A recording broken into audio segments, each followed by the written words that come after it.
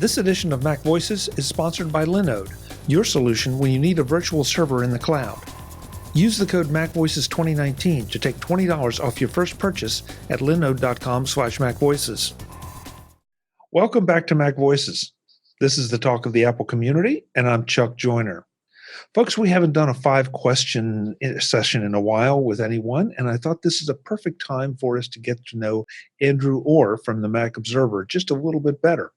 Andrew, welcome back. It's good to see you. Hey, Chuck. It's good to see you, too. It's been a little while, but I'm glad to be on again. Well, I as we said pre-show, I'm a little embarrassed because it's not that I forget about you. It's just like I feel like I talk to you every day or every other day because I listen to you on the Daily Observations podcast. And so, it just, and then I realized, oh my gosh, it's been a while since you and I connected. So we got to kind of fix that. Mm-hmm. So, yeah, I guess you make what, at least once or twice a week you're on. Am I right about that? Yeah. For a little while, it seemed like I was on just about every day, but I think that slowed down a bit more. But I would say I'm still on about 2, maybe 3 times a week now. Yeah. Yeah. See, so you're just going to continue to confuse me. Is what's going to happen. But I have the same way. I feel the same way about Brian and Kelly and Dave and all the TDO regulars. It's like you forget that you haven't talked to them personally because you're hearing what they're thinking about things that we would normally talk about anyway. So, yeah.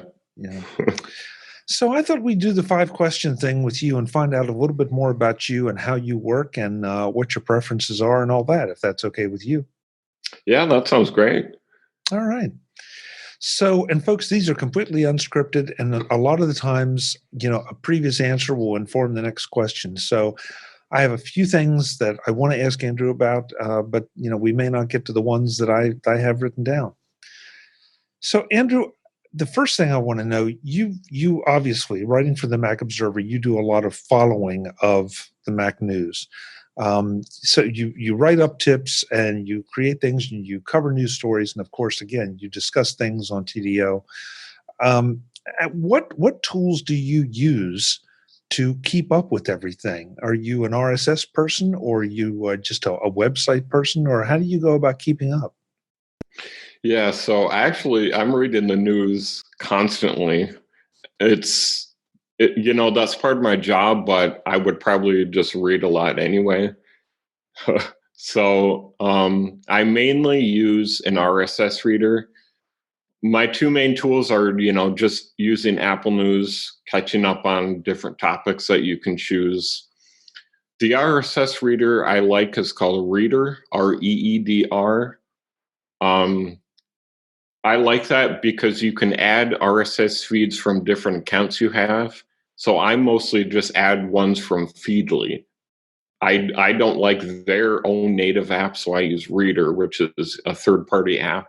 So I'm following mostly just Apple News and tech news. Occasionally, some science news will kind of bleed over into it, but it's mostly just those 2 categories. So that's interesting. You use Feedly, but you use Reeder as the front end to it. Yeah, I don't remember why I've been using it for a while now. I think it's just because I didn't like Feedly's interface that they used. And so Reedly gives you kind of a few extra tools. Reeder does. Yeah, I mean, there are a lot of great RSS sites, or readers out there, and Reeder definitely is one of the good ones. I use Feedly as well. Its interface is kind of Spartan, probably not as pretty as Reeder, but it still is nice. But I think a lot of us adopted Feedly when Google closed down their service on the back end, and that's what a lot of us were using to aggregate things. And yeah, it sort of changed our world a bit. Yeah. I think Feedly is probably what I did go to after Google Reader.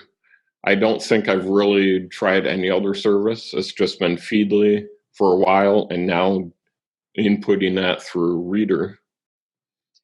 And it's great to do it that way because that way you can change your RSS reader if you want. just by pointing it to Feedly. So, you're aggregating with Feedly, but then you can kind of put whatever front end you want on. So if there's something you like, that as long as it supports Feedly, then you can use that as well. So yeah, I'm right there with you.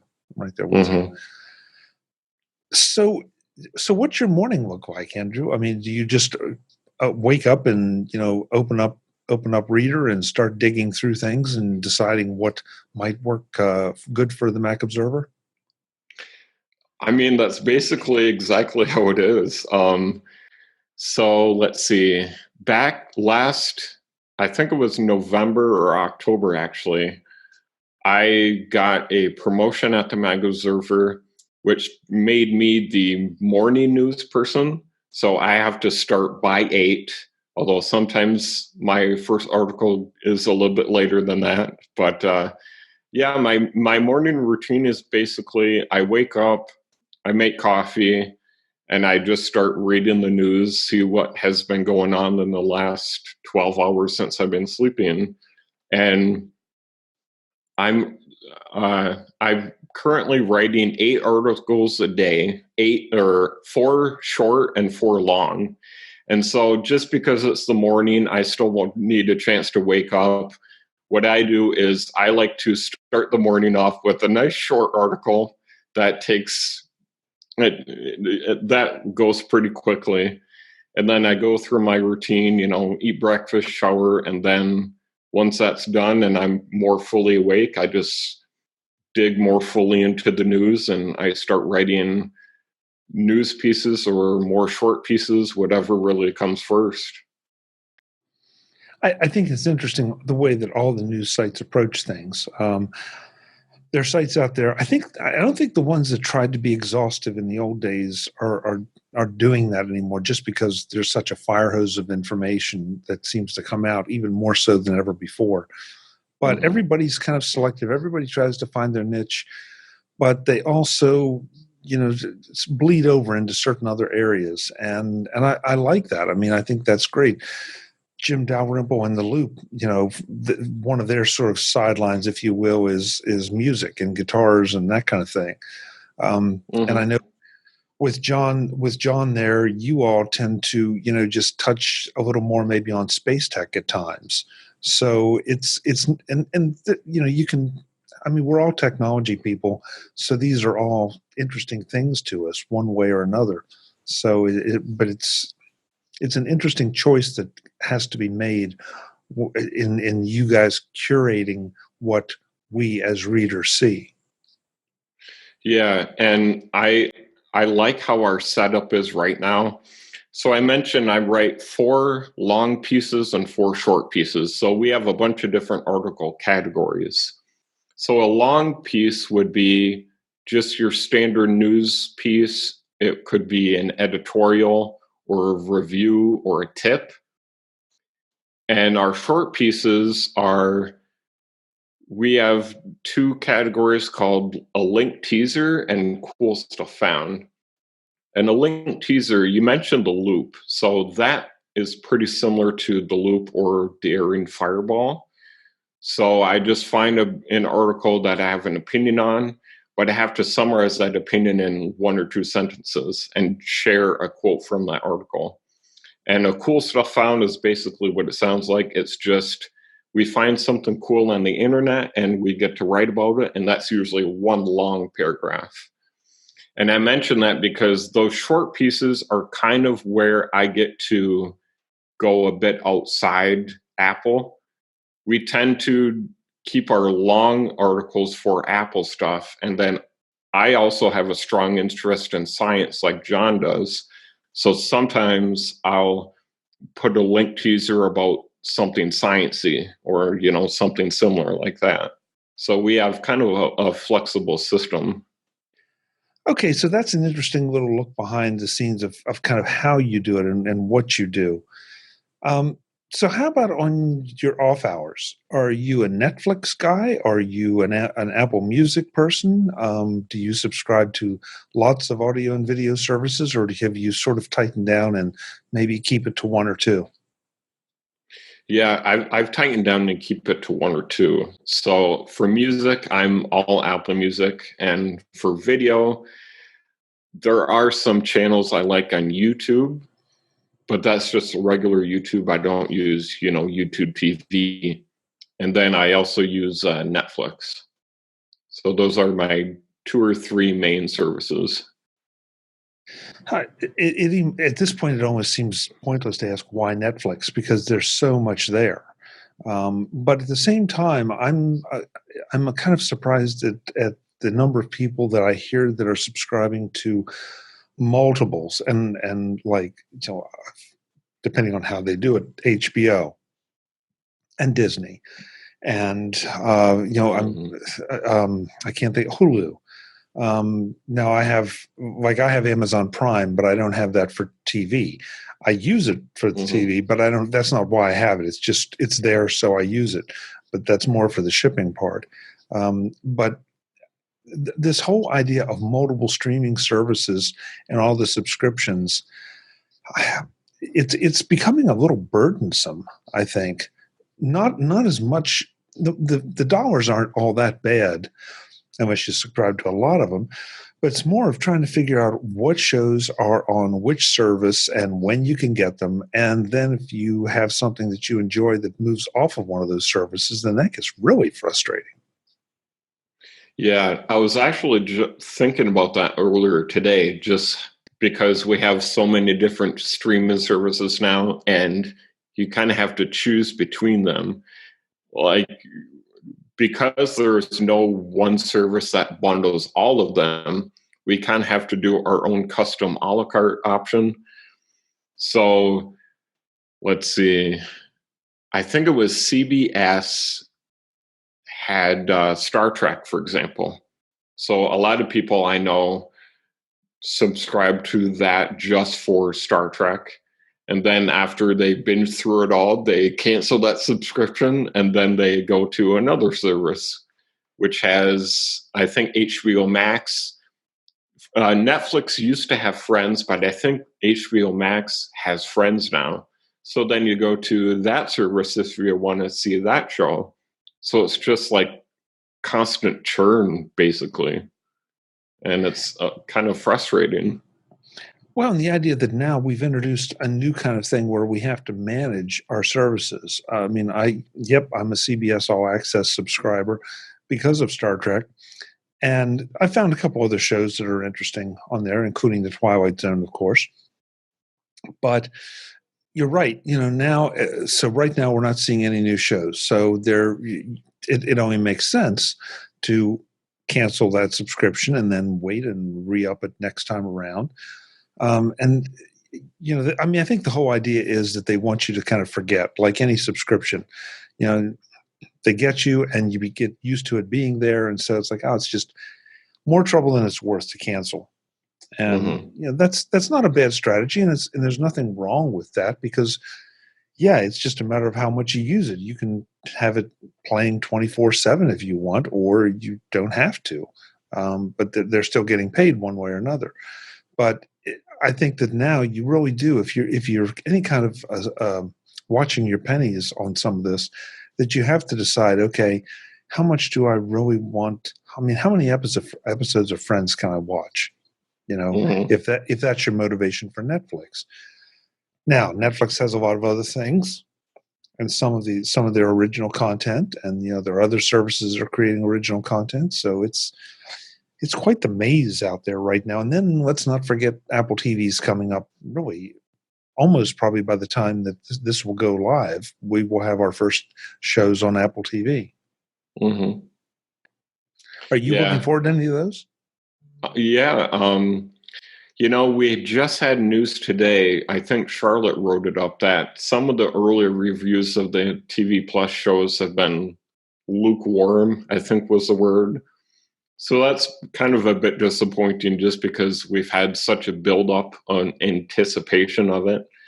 But one particular show I'm looking forward to is For All Mankind by Ronald Moore, because I was a big fan of his remake of Battlestar Galactica.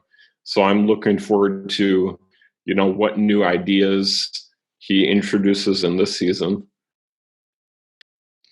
Yeah, I agree. That the one with C, the one where all the I guess the planet is blind, I think is going to be really interesting. But I agree with you on For All Mankind. And as strange as this sounds, I don't pay any attention to the reviews. I want to go and see for myself. Because there are things that the critics love that I detest, and there are things that I detest that the critics love. And so, it's I guess it's as good an indicator as any. I mean, you and I can sit here and say, boy, that whole Ronald E. Moore show is going to be great, because you're right. We both enjoyed the remake of Battlestar Galactica. Is that fair? I mean, because obviously that's in our wheelhouse and the things we like. But yeah, the fact that the critics say, well, we're not so sure about this, big deal. Go and check it out for yourself. Yeah, I agree, because I know that those reviews are out there, but I haven't read any of them. I'm just going to approach it on, my own terms. Yeah, exactly. And we'll be able to do well. I would assume that somewhere along the way you've bought a piece of Apple hardware that qualifies you for, the free period for Apple TV, like I have. So it's not like it's going to cost us anything. Mm-hmm. Yeah, I think I really like that they're giving customers a whole year free. I think that's a really good move. And if they keep a steady stream of shows going, it's going to be one of those where I've got it, and they've priced it so that it's almost a throwaway. And I still think that's one brilliant thing that Apple has done there. That if we do too many of these $9.99s, people pay attention to it. When you start getting down to $6.99, $7.99, in that range, gee, that's a cup of coffee, or a donut or something. And yeah, that's where I think it is almost too much more trouble than it's worth to cancel and come back to. Yeah. I would say I'm pretty optimistic, because, for example, with Apple Arcade, they say they've been adding new games every month. I think it's probably about 5 games a month now. So I'm kind of hoping that they'll do the same with shows. I'm not sure if they'll add that many shows, because that probably takes more time than a game. But I'm still pretty hopeful that, they will keep refreshing and adding to their library of stuff. Yeah. Okay, so I'm going to let that take us into question 3. Are you a gamer? And if you are, how do you feel about the whole Apple gaming stance right now with Arcade? It's kind of weird. I wouldn't say I'm a huge mobile gamer, but I bought a Nintendo Switch maybe a year ago now, and I've been gaming mostly on that. So I did try out the Apple Arcade subscription. I did the free 1-month trial, and then I eventually canceled. But I really like, and I'm glad that Apple is doing that, because all of these games are original, they're creative, there's no in-app purchases or advertising. It's just they gave this service to these developers and asked, okay, like, what can you come up with? And I've been really impressed with what I've seen so far. I'm not a gamer of any stripe, but from everything I hear, people are really satisfied with this, and they say it's well worth the money that you're getting out of it. And Apple keeps releasing new games. Mm-hmm. So good strategy. Linode is supporting this edition of MacVoices. You can build it on Linode. One problem with so many virtual cloud hosts is the hidden costs. What looks to be a good deal at the start isn't so great when the bill comes.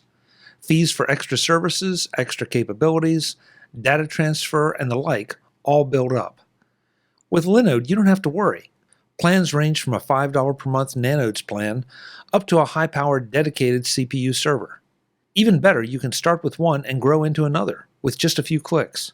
CPU, network, storage, and RAM all bundled into one low price with no surprises and the ability to upgrade anytime you wish. Pay for only what you use with hourly billing across all plans and add-on services. And that is on top of all the other considerations that you have to take into account when picking a server host. Speed of your server, backups, options for one-click installs, geographic location of your server, documentation, customer support, the list goes on and on. Linode has lots going for it, and you can turn that into lots going for you by visiting linode.com/MacVoices and check out all the options. Then, when you buy, be sure to use that same URL, linode.com/MacVoices, to get $20 off your first purchase. What are you waiting for? Your virtual server awaits at linode.com/MacVoices. Thanks to Linode for their support of this week's MacVoices. Okay, so let's do an easy one for you, and I'm going to see how your reaction is. What social media platforms are you on, and what do you use them for? So right now I'm on Facebook and Twitter. So I use Twitter mostly for work-related stuff. I'll occasionally tweet something personal, like maybe my thoughts on an article. Mostly I just follow a lot of journalists and a lot of scientists, actually, just people that I'm interested in. I basically, I have to use Facebook because of my job. I help manage our page. I personally don't like Facebook anymore just because of all this ridiculous things that they're doing when it comes to privacy and advertising and all that. So if it wasn't for my job, I probably would delete my account. But it's still good for me to go on there, see what our readers are commenting on. And then I forgot about this. I also use Snapchat. And I like Snapchat because to me, it seems more intimate. Like you're taking pictures of your day-to-day moments. So because of that, I keep Snapchat more personal. I've only added people that I've actually met in real life on that.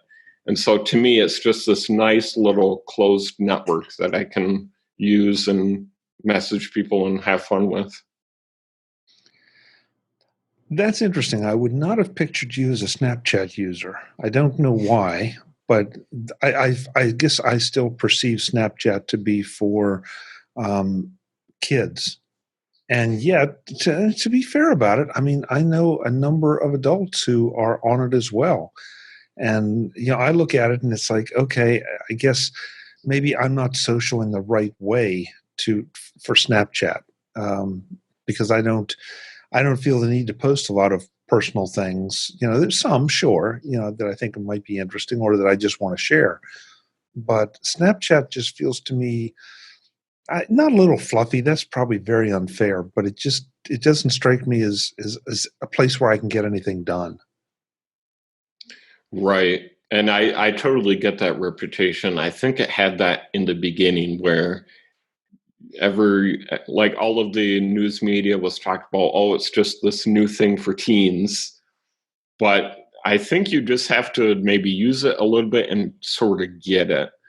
So some of the things that I share are pretty varied. Like once in a while, maybe I'll share a headline of something I'm writing about.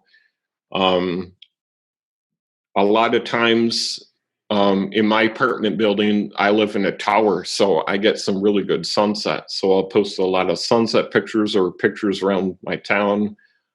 Today, I posted a video of my friend and I were playing hopscotch yesterday. So to me, it's just these very spontaneous things, and I think that's what I most like about it. Yeah. I mean, I probably have a couple years on you, and then we both probably have a couple years on what would at one point have been the typical Snapchat user. And so I think you're right. It does kind of depend on, what your objective is. It's something I'm always interested in people and their approach to social media. What is it that they're trying to get to give to it and put on it, and what are they trying to get out of it? And that's why I still prefer Twitter. I love the fact that I can follow you, but you don't have to follow me.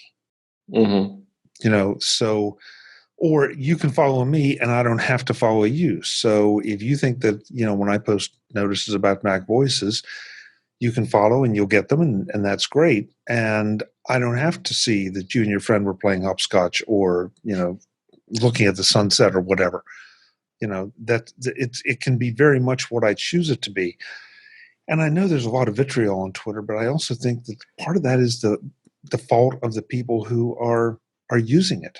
That, okay, you got to unfollow some of those people and make it into something that makes a lot more sense for you. Yeah, that's what I do. So if there's ever a person that I'm following where they say a bunch of things that are kind of crazy or things I don't agree with, I'm not going to play around and play games. I'm going to unfollow them. And of course, I understand that it's good to get out of your kind of shell and interact with opinions that aren't necessarily your own.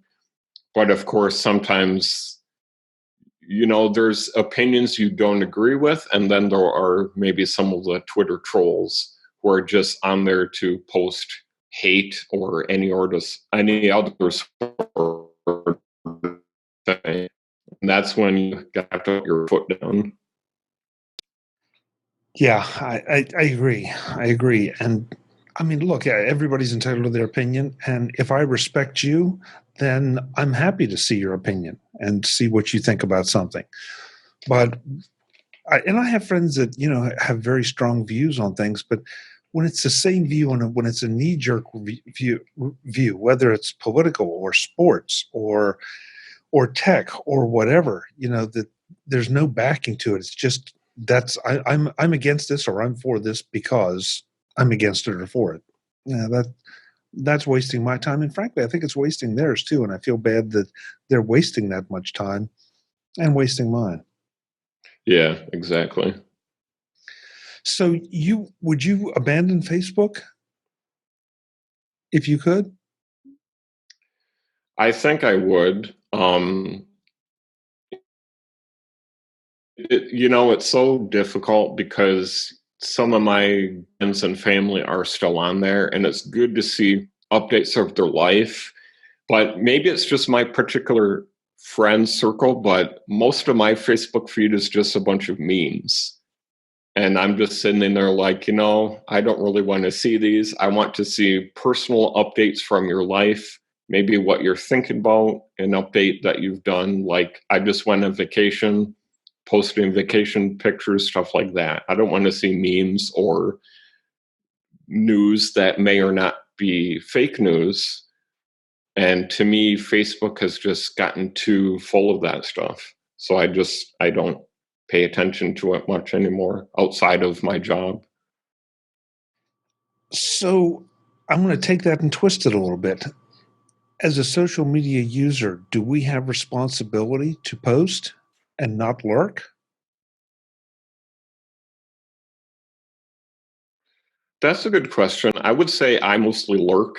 I mean, there's not a whole lot going on in my life day to day. It's just, the day to day grind of writing and doing daily activities, stuff like that. So I don't think you have an obligation to post. And I get it. If people find a silly meme, that's fine. Like, you should be able to enjoy those things. But when it gets to the point where a lot of people are doing that, then like I understand why they're doing it, but it's still, I need to take a break for a while kind of thing. Yeah. And we're also, as we're talking about this, we're talking about criticizing Facebook's their algorithms for feeding you stuff because they keep changing them. And that, again, that's where I kind of like Twitter, where, okay, if I follow you, anytime you post something, if I'm looking at Twitter, you're going to show up in my feed. And I still really like that, as opposed to trying to have Facebook guess what I might be interested in and then throw their agenda in on top of it. Yeah. So Twitter, it kind of has that for a while I noticed that they they have they show tweets and you can see the latest things first, or you can see more of a curated feed. And I've always done see the latest tweets first. And I'm kind of annoyed just because after a while it kind of switches back by itself to the home curated feed. So I got to switch it back every once in a while. I haven't seen that problem. At least not that I know of. Now you've got me curious. Now I have to go and look. What Twitter client do you use? I mean, I have the regular Twitter app. I also use Tweetbot. And so I think Tweetbot automatically sets it as you see everything, all the latest stuff first. It's only in the Twitter's first party client where they have latest tweets and the home feed, I think it's called. Maybe that's why I'm not having that problem, because I use Tweetbot too. And I haven't even really looked at the Twitters. So, yeah. So there's a tip for you, folks. If you just want something that doesn't switch, look at Tweetbot. Yeah. All right. So let's wrap this up with a fun one. What do you think will be your next Apple purchase? I mean, I wish I could buy Apple products every year. I just don't have the money for that. I know I'm not going to get the AirPods Pro, even though they sound cool. Or I mean, sound cool, look cool, you know. Now that I'm done saving for my vacation, next year, you know, I'm just going to save all year. And I do think I'm going to get the 2020 iPhone. Mostly because I've been hearing 2020 iPhone rumors even before the iPhone 11 came out. And so far, all of them have been consistent in that this is the one that's going to be the big redesign and have all these great big features. So I think, you know, right now I have an iPhone 7 Plus, which is about 3 years old now, I think. And so I think having a big redesign like that is a good upgrade option. So, okay. Now, everybody who listens to MacVoices knows I don't traffic in rumors. I dislike rumors a lot because I think they set up completely unrealistic expectations. Yeah. So, having said that, what do you want out of a new iPhone? If you could be the one, not necessarily to do the design, but to say, okay, these are the features that I don't have yet or that I have and would like to see improved, what would you put in it? I mean, I guess I don't really have any of my own ideas. There have just been rumors that I agree with and I think sound really cool. So one of them is the next iPhone is supposed to have a like physical redesign, and it's supposed to be similar to the iPad Pro 11 and 12 inch, where it has the flat side, similar to, I guess, the iPhone 5. And I like that design more than this curve, because right now, as it is, the curved design is kind of slippery to hold if you're just using it without a case. And so the iPhone 5 and the iPad Pro, they have that straight edge, and it kind of like digs into your skin a little bit, and that gives a better grip, in my opinion. There's also a rumor that maybe Apple will put a USB-C port into the iPhone. I think I would like that just because not only would I only have to use one charger, or maybe two, you know, but they would still be both USB-C. But I also have this nice idea that with iOS 13, it added the ability to store files in the Files app offline. So they don't have to be in iCloud. It's like local storage. And so I think it would be nice to get a USB-C flash drive and be able to plug it into both my iPhone and iPad and make file backups. I can do that right now with my iPad. I have one of those hubs. so I plug various things into it. But I think it would be nice if I could just kind of minimize that down a bit and just use a flash drive. So those are, I guess, the two big things I'm thinking about. Okay. I'm not sure how I feel about the redesign for the Angular part. I'd really have to see that. I don't, of course, I carry an iPhone with a case, so maybe I'm not a good test case for that. The USB-C thing, honestly, I thought we'd see that on the 11. I was a little surprised that we didn't see that on the 11 because that Apple seems to be moving away from Lightning. And as we're shooting bigger pictures, better pictures, more video, longer video, higher quality video, moving that around. I mean, maybe I guess I'm just going back to the olden days of plugging things in, but it does seem to be a lot quicker to maybe move it off for storage as opposed to uploading it to the cloud. But Apple wants everything in the cloud, so maybe they will stick with Lightning as good enough at this point, and hope we all get 5G and faster access that way. I don't know. Yeah. Recently, I've been taking more videos in 4K, and exactly to your point, those are big file sizes, and AirDrop can only go so far. I think it does support about 25 gigs is the maximum file size limit, but still, that's wireless, and transferring that over a wire connection, if you could plug a flash drive directly in there, would be a lot faster. Because I think it's very important to have a offline backup of your photos in addition to using iCloud or Google Photos or whatever you prefer.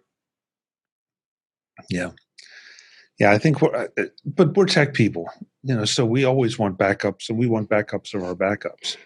Yep. And not a lot of people. I mean, I know so many people that they oh yeah, I'll get around to it, and then they come knocking on your door when something goes wrong, and it's like, I'm sorry, but whatever happened, it's gone. And if you lost your phone and you didn't have iCloud photos turned on, then those photos are gone. Or arguably worse, they're in the hands of someone else if they've been able to get access to your phone. So, yeah, a lot of things you need to consider there. So what's next for you, Andrew? You just more at the Mac Observer? Is that the plan for the foreseeable future? I think so. I'm pretty happy with the Mac Observer. I think they're happy with me too. I think it would be kind of nice to maybe have like another side gig writing job just for the additional income. But so far, Mac Observer is good for me for now. So I'm not going anywhere. Well, you've been a great addition to it, to all aspects of it, to the daily observations, to being the morning editor and doing those longer pieces, those short ones, and the cool stuff found, and all of it. So thank you for everything you do. I enjoy it every day, and I know a lot of our listeners do, and I hope more will now that they've got to know you a little better. Yeah, thank you. It's been nice to be on here too, and working for the Mac Observer. So everything is going pretty well so far. Well, I've got to do a little better job, but we'll get you back here a little more often to cover some specific topics and things, and get to see a little bit more of you. Yeah, that sounds good. All right, sounds good. For the folks that want to, what are your social media IDs? I want to make sure they know where they can find you other than just at the Mac Observer. Yeah, so I usually stick to the same username just to make it easier. I like that consistency across different platforms. So on most places, you can find me using the username Andrew or Not. That is, just Andrew and then ORNOT. Perfect. Andrew, thanks so much. It's great talking to you. We'll do it again soon. Yeah, you too. Sounds good. Folks, I'm Chuck Joyner. This is Mac Voices. I hope you enjoyed getting to know Andrew a little more. I definitely want to get him on more, but you can get to know him through his writing at the Mac Observer. Please go and check it out. Until the next time, and as always, thanks for watching. Visit MacVoices.com for show notes and to connect with Chuck on social media. Get involved in our Facebook group or like our Facebook page, and get more out of your Apple tech with Mac Voices Magazine, free on Flipboard and on the web.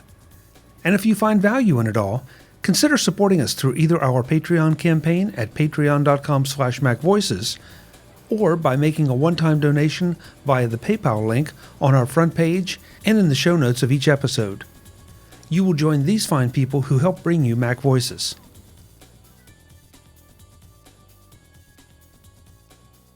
Advertising handled by Backbeat Media at backbeatmedia.com. Bandwidth provided by CacheFly at cachefly.com.